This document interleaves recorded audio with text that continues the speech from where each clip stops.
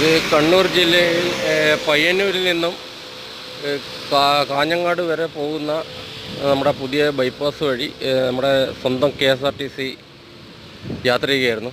പെട്ടെന്നാണ് അതിൻ്റെ ടയറ് പൊട്ടി യാത്രക്കാരൊക്കെ വഴിയിലായത്.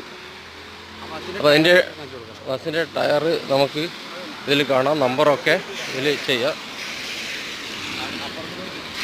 നമ്പറും ടയറും എല്ലാവരും ശ്രദ്ധിക്കുക.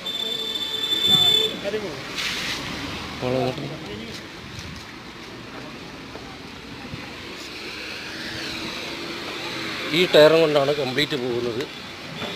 ഇതാ ടയറെന്ന് പറയാൻ ഒന്നുമില്ല, ഒരു പാടയാണ്.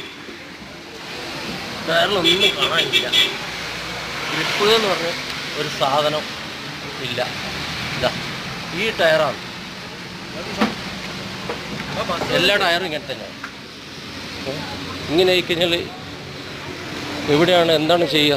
ഇതാ യാത്രക്കാരൊക്കെ ബസ് മാറിക്കയറാണ്. ഈ ദുരവസ്ഥക്ക് എന്ന് പരിഹാരം ഉണ്ടാവും? കൈക്കുഞ്ഞുങ്ങളായി ഡ്രൈവർ